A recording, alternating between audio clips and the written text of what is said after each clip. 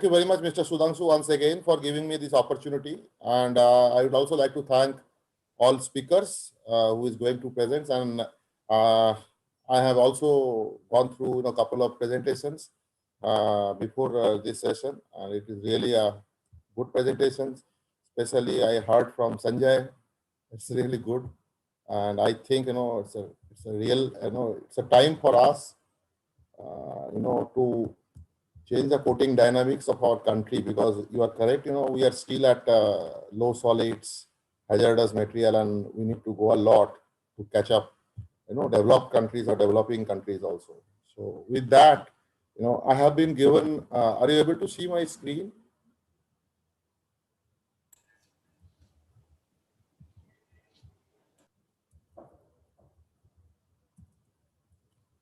Are you able to see my screen? We can see it. Sudhanshu? Yeah, we can see it, and it is live now. Okay, it is in slideshow. Yes, yes. Okay, so without spending too much time on on introducing myself, what I'll do, I have been given to give you a brief on uh, mainly on surface engineering and nanotechnology, and how we can correlate this with coating industry. Sorry, Sudhanshu, I add that coating industry here because I'm a inborn coating guy, and the topic you have given is a very fantastic topic. And what I did is I tried to connect with coating industry, how we are using this both the technology, surface engineering and nano in coating per se field. Okay. So if you see what is surface engineering, surface engineering is it's a wide range of technologies, that aim to design and modify the surface properties. For example, in protective coating industry, we are improving corrosion resistance. We are also using surface engineering to improve aesthetics and weathering resistance by carrying out blasting, then applying coating. We are actually improving weathering resistance, corrosion resistance, and there are a lot of applications to improve frictions, improving surface wear and other physical and mechanical properties of the surface by carrying out surface engineering. Okay, and then as like OEM coatings or powder coatings, they took the route of a different surface engineering methods, which is called pre-treatment, but the purpose is same, how to improve corrosion resistance, aesthetic or weathering resistance. And side by side is nanotechnology. It's by its names, we all know it's a very small particle, the nanoparticle, but it's not simply nano, rather, in this nanoscale, it actually enables all scientists like us to utilize the unique physical, chemical, mechanical, and optical properties of the material, actually, which is naturally occur at that scale. A long way to go in the use of nanotechnology, not only in our country, also globally. But I would try to share you a couple of slides on how things are happening around the globe.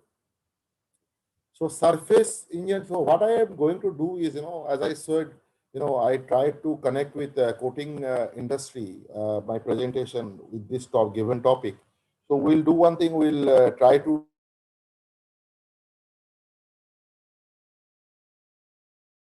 and then we'll try to cover the available nanotechnology for surface preparation, as well as available for cooling applications. So we all know, there is a very clear, any if you go to any experienced coating technologist or even applicators or any industry. So everybody aware of the fact that 90% of our coating failures are due to poor surface preparation. So it doesn't matter how good the coating is. You can add lot of good things. It's like you are cooking food without salt. So how good, how much masalas you have given anything into that, but if you are not putting salts, what will happen? I don't know whether I've been able to give a good example or not. But another example, you can take it like you are building, you are erecting a big building and there is no foundation. So what will happen? Ultimately, that huge building, whatever effort you put in, whatever material MOC you put in there, it will collapse because your foundation is not good. The same thing in coating also. If your surface preparation is not good, whether it is a protective coating, automotive coating, or powder coating, so your coating will not perform. Okay, so actually it gives foundations in two ways. Surface preparation. One is definitely mechanical addition. We will have a couple of slides on that. And second is on chemical addition. So with respect to surface preparation method, there's so many methods available.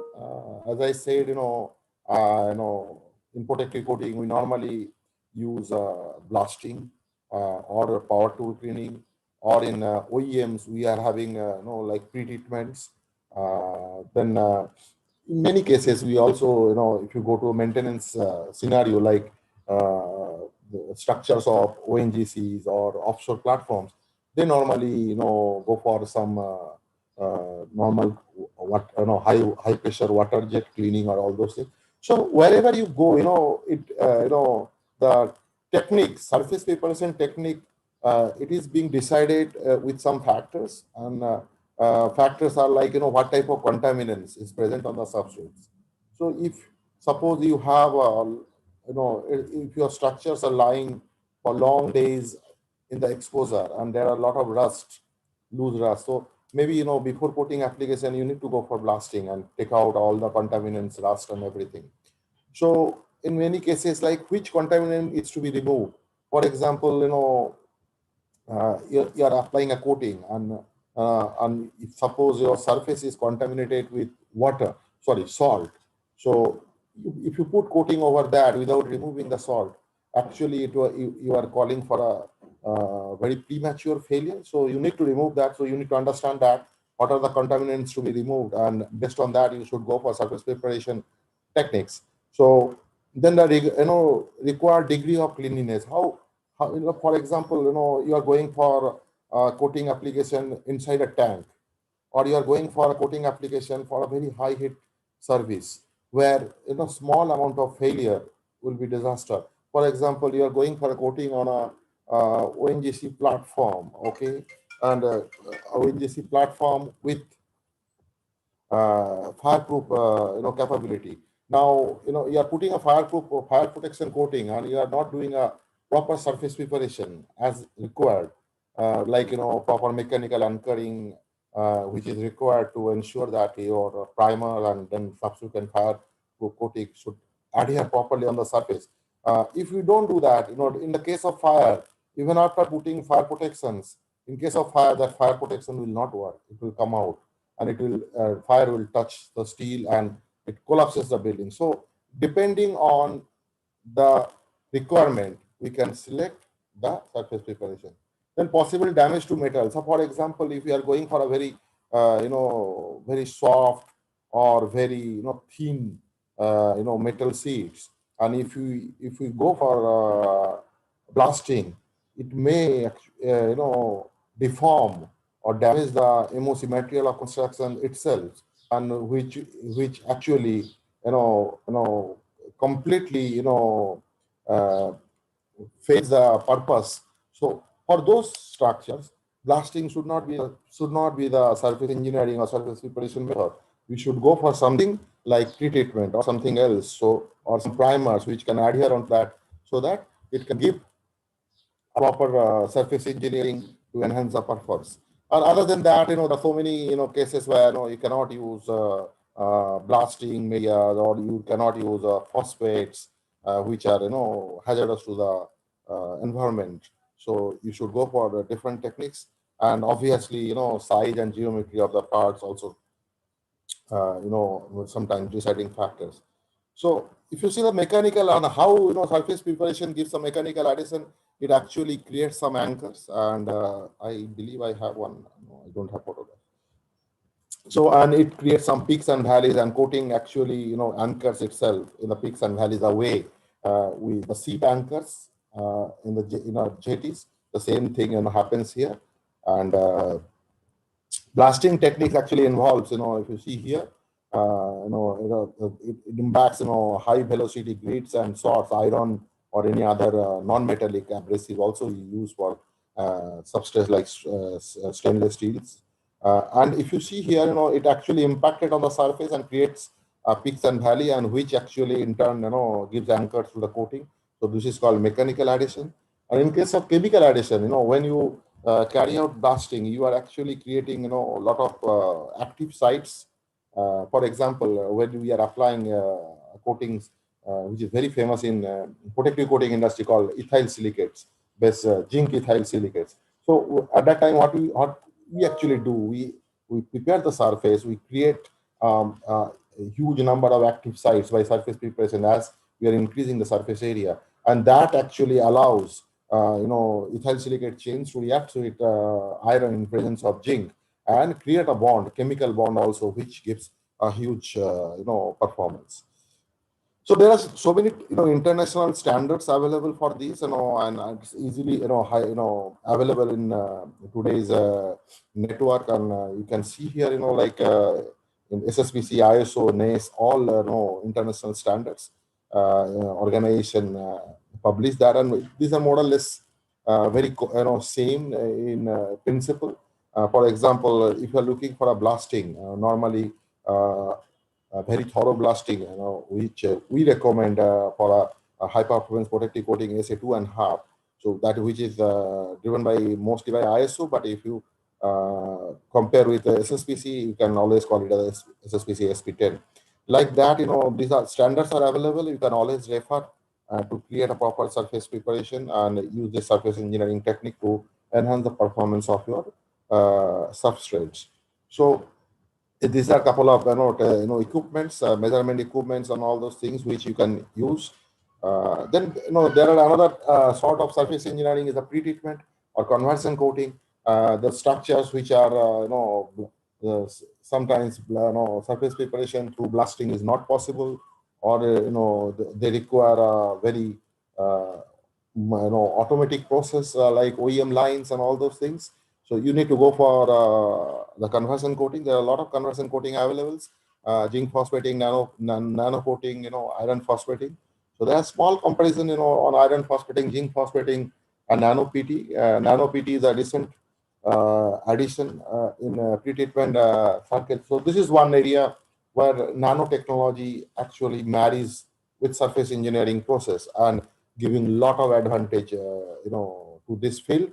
It will allow you to not to use hazardous chemicals like phosphate, which is very traditional and we still use, and we believe, one day nanotechnology will take over, and it also replaces iron phosphating, which is poor in performance. So nano, and in many cases, your temperature requirement is very low, so it is benefits in safety, environmental, process handling, and process cost aspect also, and it gives excellent corrosion protection and addition, and which outperformance, standard phosphate coatings. So that's all about surface engineering. So if you see the nanotechnology and surface engineering and the use of nanotechnology in surface engineering, now if we just come out from that and think about how nanotechnology is helping us in coating platform and technology, and day-to-day uses. If you see any substrate you think about, concrete, glass, textile, leather, paper, wood, metal, okay, and everywhere we are able to see today there is a huge influence on nanotechnology. It is keep on increasing. For example, you take technology platforms like water repellent, easy to clean, high scrub resistance, antibacterial, anti-graffiti, weather resistance. So any technology platform, if you see today's date, the research is happening, users are increasing more and more on nanotechnology. So with nanotechnology, you can get functional properties like water and oil repellency, abrasion and scratch resistance, antibacterial, antiviral properties, corrosion resistance, excellent heat resistance, and excellent weather resistance. So if you just try to categorize some of the uses in different industries. So I took two industries, one for automotive and another for my favorite protective coating industry. So in automotive, if you see, for example, in car body, normally we are looking for super hardness coating so that nobody can scratch when in crowded city like Mumbai, when we have to keep all our car outside our societies, and a naughty kid while playing, if he is putting a scratch on your car, I am sure how much irritation we, we normally used to have. Like, but there are a lot of technologies that are coming up with the help of nano technology. You can go for a coating which will not allow to create any scratch. And then there are Wi-Fi free driving, like your windshield itself will be able to uh, resist water droplets, fogs, or dust itself. Okay, so it's a transparent nano coat. If you put and a lot of technologies are available in that field, and like heat resistance, anti-corrosion engine coatings. So all vehicle engines nowadays are not going for traditional coating. Normally people started preferring a low thin thickness nano coating, nano polish on car surface, which will give an excellent finish, anti-fog coating, normally on the winter countries. And so there are hydrophobic nano coatings, which are available, not allow, any wetting of accidental spillage. So, when we go for some tour with our kids, there are a lot of spillage and nuisance happens inside the car because of spillage of foods or other liquid materials. But nowadays technology is available. If you put a coating over that on your vehicle interior, you can avoid wetting of all your car interior from those spillages. Very easy to clean up thereafter. And then obviously in this water scarcity situation in cities like Bangalore, Mumbai, there are technology available nowadays on which are waterless car washing. So your coating itself will help assist you to keep your car clean. In protective coating, if you see, the technology level extreme weather resistance, we have nanotechnology, and there are a lot of research happening, including key Indian labs also. How to improve polyurethane coating technology.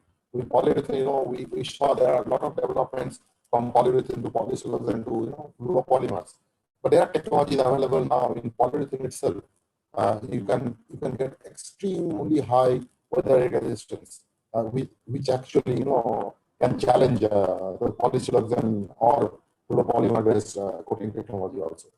Similarly, there are a lot of technologies available for water, rain, and mud repellent. Like for high value infrastructures, in upcoming cities, there are a lot of steel and glass based industries are coming up, and all glass panels and all windows and everywhere.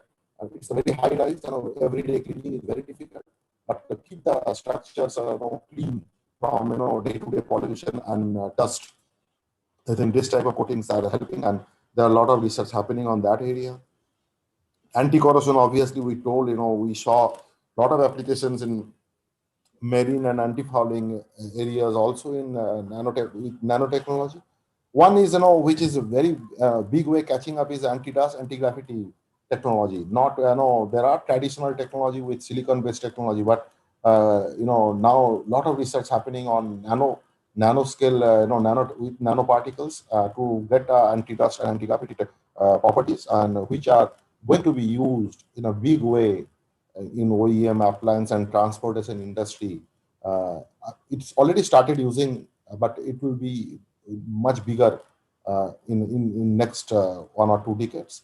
And then we saw, huge development in using nanotechnology for in antiviral, antibacterial during this COVID situation. And I am sure in last, 12, 14 months, most of the coating labs started working in this area and to get some technology based on nanoparticles. And obviously, we anti-scratch resistance using nanotechnology. So we are So, there are two, areas, I think, in nanotechnology, which, established in protective coating industry itself. One is, your technology, which is nanotechnology, which gives hydrophobic, anti-dust, and easy to clean coatings. For example, you can see application in appliance industry, in fan industry. Also, we are able to see there are a lot of applications are coming up in transportation industry like metros, even some high-end railway coaches. And the technology is, it's a hydrophobic technology, and if you put a nanotechnology and, you ensure that your water forms droplet on that surface and it cleans the dust particle by itself or above the, nano-coated surface. So another, technology which also established in marine application is, with respect to having excellent anti-corrosion properties, anti-fouling, and universal moisture protection. When your expensive and sea structures are moving in the sea, so there are a couple of traditional coatings we normally use and which used to come with some sort of drawbacks. For example, anti-corrosion, you used to apply a very very high DFT, and you need to wait for some time to get cure and all those things. There are nanotechnology based solutions available. It's a very clear solution. You can put very small DFT and it will give a very quick drying properties, and you will be able to save your structure from corrosion at least for a decent amount of time before you go for complete maintenance. So, and there are nanotechnology available with anti-fouling properties which are hazardous metal free, like the people normally use copper, which are having a very significant effect on uh, marine animals and living organism, and those we can come out from that, and this technology has started using in a big way now. And another technology is as your sea bodies and structures are always exposed to moisture, and you can have a coating technology based on nano which can adhere to any surface, so any part of the body you can put it and protect your surface from moisture. So these are the couple of examples on nanotechnology. So that's all from my side. With respect to use of surface engineering and nanotechnology in coating industry. Thank you. Thank you.